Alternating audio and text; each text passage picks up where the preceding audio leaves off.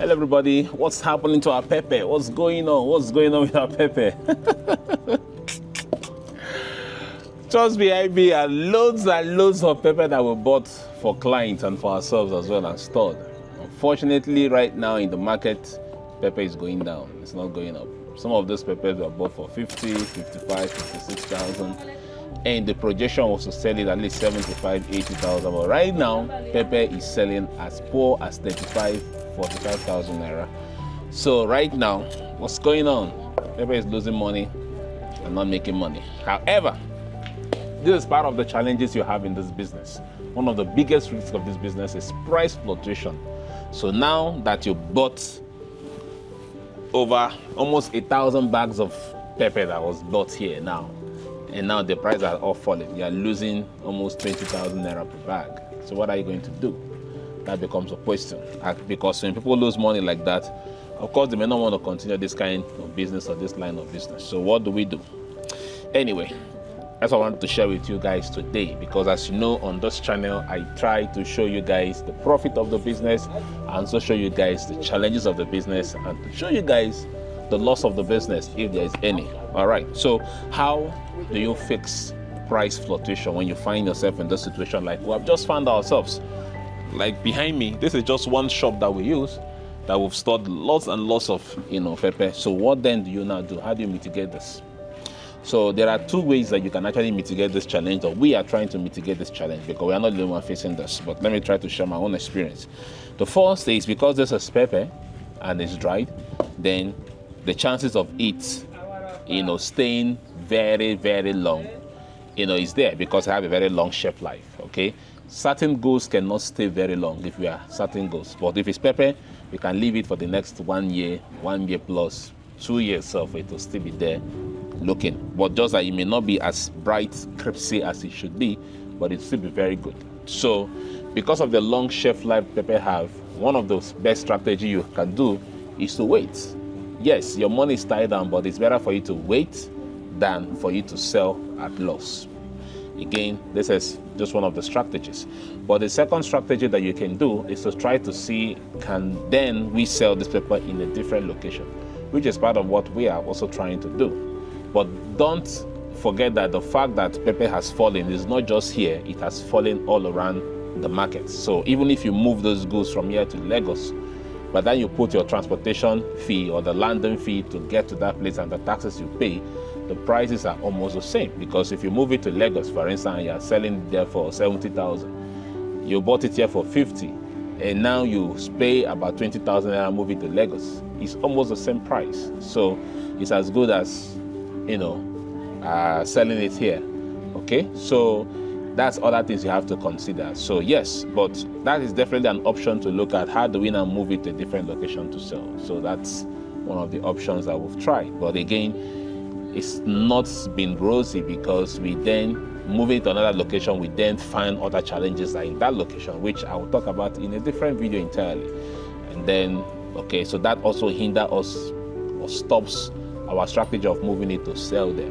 So then what else can you do? So the other things you can do is to see, can we then convert this into a secondary produce and then sell them, like grind it and then sell it. But then that also may mean waiting longer before you can get the funds out, because in that case you're not going to do B2C, that is business to customers or business to consumers, because our business is mostly B2B, business to business. We buy and then we sell to other businesses that buy from us and sell to consumers. So can we now do B2C, where we now send directly to the consumers? But in that case, you might have to wait longer, but then convert it to a secondary produce and sell it. So that's another strategy that we are also thinking about, that you can also do as part of this. But hey, if you have other better strategy that you think we can use to sell out this pepper, please reach out to me and let me know. But of course, other things is consideration of exporting, consideration of selling to factories that process and all of that. All of those options, we are exploring it. And again, on this channel, I try to share with you our own challenges, the things that we do, how we go about it and all of that. And that is what, I am trying to share with you here. So what is your take? What is your take regarding what's happening to pepper? What is your take? Pepper has fallen. It hasn't risen. What is your take? But is it going to rise again? Absolutely, we have confidence that it's going to rise, but you might just have to wait a little bit longer than you currently should have waited. So for all our investors out there, all our trade partners out there, I will ask you to have some patience.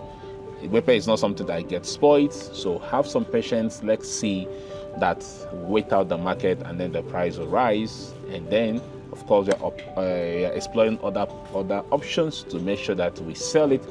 The worst case scenario, at least you don't lose money, you get your capital that you invested back. So this is part of what we try to do for everyone who is working with us. But those of you who are not working with us, who are also in the same situation that we are, I want to hear your own strategy that you're going to use to sell this out. Share, just like I've shared with you, let us know. The other thing I wanted to talk about is this warehouse. As you can see, this is a storehouse, not really a warehouse, and it's not the best of condition.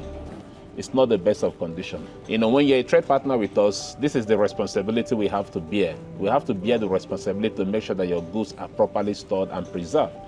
And the places that we are using to store those goods and preserve it, it's not the best of place. This is why we have to own our own warehouse. It is compulsory we get our own warehouse. And we have already started the work. We've purchased the land, we've fenced the place, we've built the admin and security and accommodation for the warehouse manager.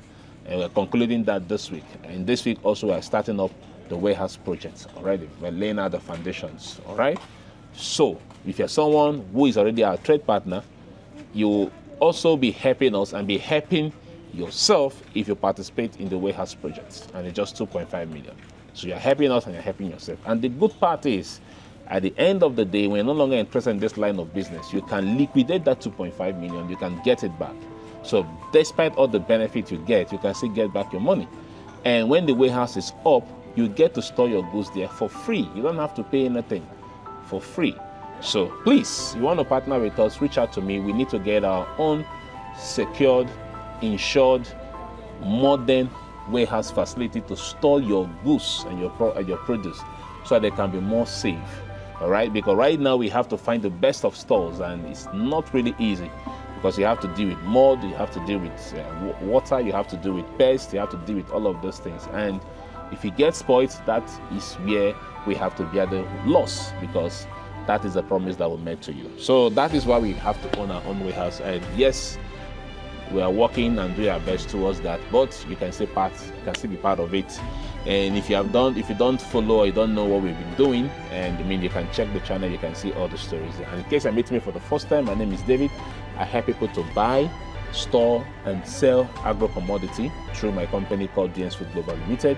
So we help you to buy, store, and sell, and you profit. But of course, for us to help you to do that, you have to send us a message. We can give you all the details. All right. So we have our roles and responsibility. You have your role and responsibility. But we do all the legwork while your money work hard for you. So thank you so much. And I want to hear your comment regarding what is going on with pepper. What is going on with what's going on with this pepper? What's going on? All right. So I'm laughing at my anxiety or problem. I'm laughing it out because, you know, being angry and, you know, thinking about it will just give you heart attack, and you don't want that. So, hey, don't worry. If you stored pepper and there's no reason, don't worry. Your money will not get lost. Don't worry. So relax, chill. Pepper can last for long, so relax and chill. Yeah. And then finally, I just want to talk about something. Egusi. What's going on with Egusi this year? What's going on? Egusi, by this time last year, we are buying one bag of Egusi for 140, 150,000. This year, that same bag is now being sold for 290, 270 list. And the other smaller bag that we are buying for 90, 95,000, 100,000 naira maximum is being sold for 160, 165, 175. So what's going on? What's going on? I've done another video regarding this Egusi storage this year. Should we store? Should we not store? What is the best strategy? And why is the goods really going up? And why is food really going up in Nigeria? Thank you so much for watching today. And I'll see you guys on the very next one. Bye.